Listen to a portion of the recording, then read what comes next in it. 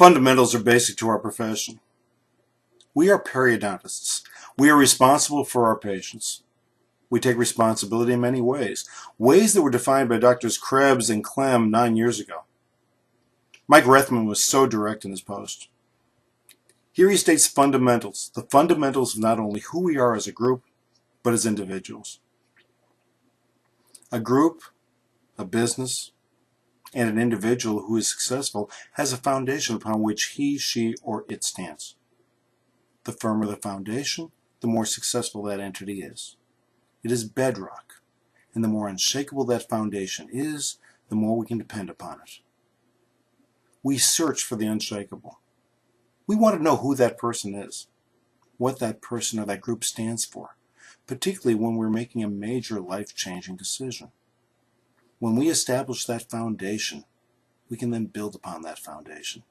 We can then expand, as Dr. Rethman so well describes. That expansion occurs because we set the foundation. And frankly, that foundation is strongest when the highest level of ethics accompanies it. Every good and viable business expands. Nothing stays the same. It either expands or it contracts. And if that foundation is at its highest ethical level, that foundation can and will expand. Because people seek that foundation. Those people want to know where that entity stands, who that entity is, what that entity is for, and what that entity is against. We form that entity. We craft the envelope which contains our basic principles. Increase our principles, and the mass of our envelope will increase in kind. But if someone else or some other entity defines our envelope, that envelope shrinks. Remove those basic principles, and that envelope loses mass. So much mass that it can easily be blown away. The bedrock is gone, and consequently goes the foundation. Who defines us? Is it the general dentist, or an entity representing the general dentist? More importantly, what occurs when someone else defines us as periodontists? Are we diagnosticians, or are we gum carpenters? Are we treatment designers, or are we procedure executors? Are we responsible for the overall oral health and general health of our patients? Or is our responsibility only as large as some other entity allows us to be?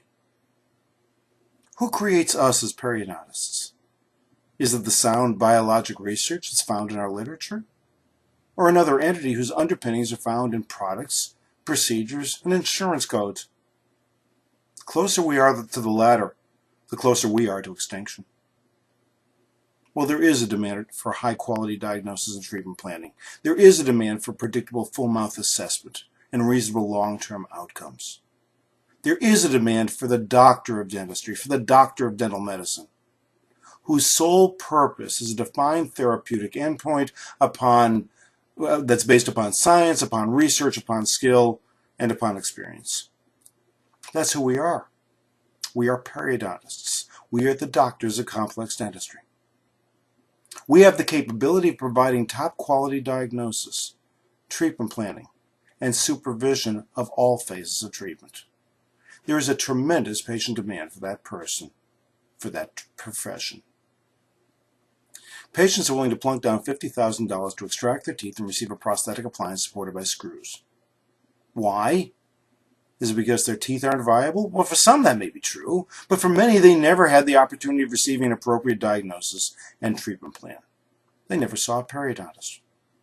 It's our responsibility to provide that. It's our responsibility to allow everyone to know that. It is our responsibility to take the complex dental patient and simplify the thinking process for that patient by providing that patient with the results that he or she has long been seeking. Clear choice? Yes.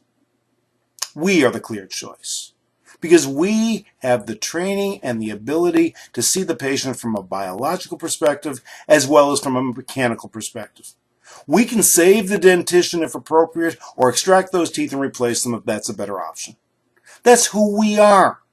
And we should define ourselves that way, not only to the profession, but to the very patients who are seeking, or better put, demanding, dental answers.